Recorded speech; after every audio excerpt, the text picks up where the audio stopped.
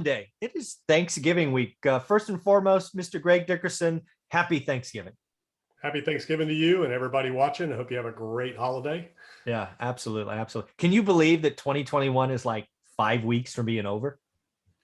Yeah, it's gone fast. I mean, especially when you count down from last March of 2020, it just seems like it's been a blur. Yeah, no kidding. Well, hey, one of the things I wanted to talk about today is actually a topic I took from your YouTube channel. So before we get into it, what is your YouTube channel? People need to be following you. Yeah, Greg Dickerson. That's my YouTube channel. You can find it on my website, gregdickerson.com. All my stuff is there, all my links and everything. Yep. That is awesome. And again, you need to follow Greg because he covers stuff that I have no experience in. I stay in my lane and then I invite other experts that know so much more than me. And Greg is one of those guys. Well, one of the topics you had on there that I wanted to dig into is the fastest way to success. I thought that was a great topic. I certainly have my opinions on it, having been a sales leader, taking nothing from nothing to something. I think there is a way to do it, but I thought we would talk about it. So when you are asked what's the fastest way to success, what do you talk about? What do you point at? Yeah, I get that question all the time. And, before we get into actually how, number one, it's mindset. Number two, it's, educating yourself. Number three, it's taking action on those two things. You got to have the right mindset. You got to pour into it. Input equals output. Then you got to take action. You have to actually put what it is you're learning, put what it is that you know into action.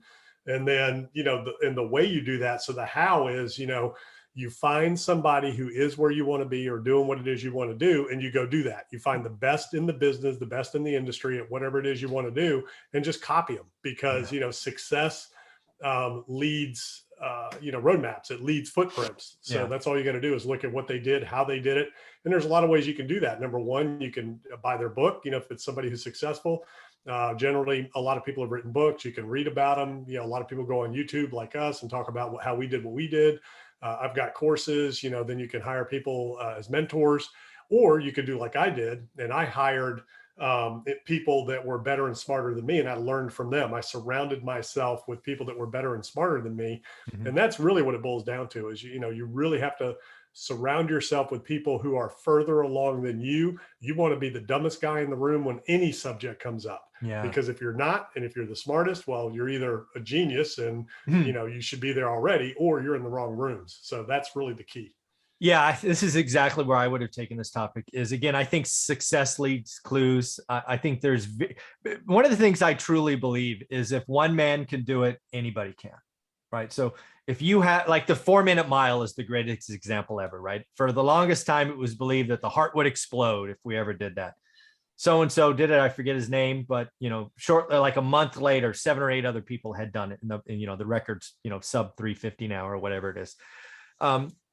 People really need to take that to heart. And again, your mindset, you have to believe it's possible. I do think you have to seek out those other experts or other people. And again, that's one of the reasons why your network is so important, right? You know who you know. But what was that thing like five deviations from Chris Bayo or something? Like you could like any Kevin Bacon. Oh, Kevin Bacon. Five degrees of separation from Kevin Bacon. But it's really interesting because, most people grossly and vastly underestimate what they're really capable of. And they never actually reach their full potential because they give up before they ever try because of that limiting belief mindset that, I can't do this, or, I'm not a good learner. I'm not capable of learning, or I'll never be able to do whatever. Now, we all have our limitations physically, intellectually, those types of things, some people emotionally, but you can always grow. You can always get better. You can always get smarter. You need to figure out how you learn the best and then go do it. The key is a lot of people just give up before they ever start, and they just don't even take the action. And, the key is to start small where you are. And a lot of other people too, they just want it all now. They don't want to do the work necessarily. They don't want to put the time in. They don't want to educate themselves. They want somebody to like hold their hand, and do it for them. And that just isn't going to happen. Nobody ever did anything for me. I had to take the action. I had to do it myself, and I had to empower others on my behalf to do things as leverage and scale and things like that.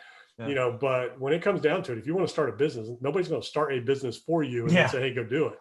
Yeah. You have to actually do the work, take the action, and figure out what works for you. How do you learn the best? How do you grow? You want to understand your limitations, but you want to also understand that you really are unlimited in your capacity within your limitations. I know that sounds like an oxymoron, but I'm not going to go play football for, the New England Patriots or for the Tampa Bay Buccaneers, right? It just ain't going to happen. Right. So I know that that's a limitation.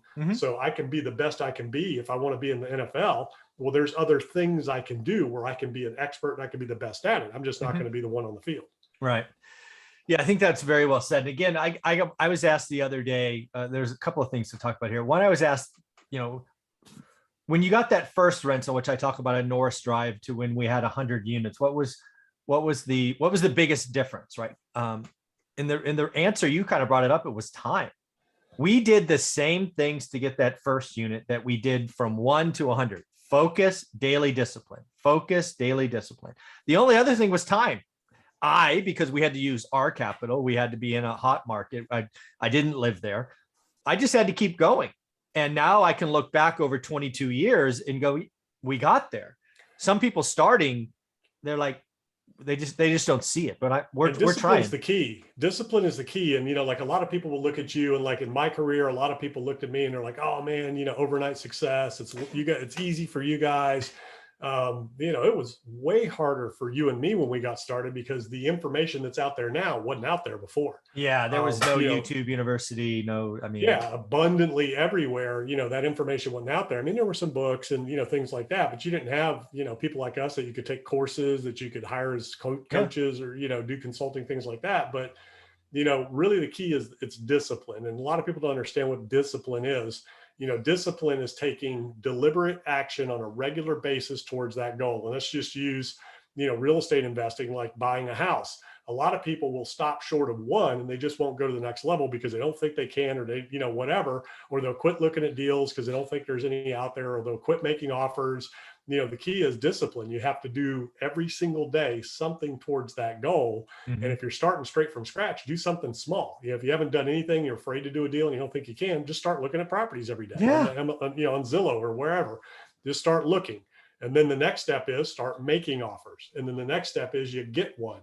And then you just keep the process going. And in any market, in any environment, throughout, as long as my career, through my career, it's been just, you get up, you focus, and you take that, deliberate action every single day. And that carries over everywhere in your life. So you want to set those habits. So on a daily basis, you're doing things consistently. They're going to move the ball forward, whether you want to or not. You just keep doing it. You keep pushing through.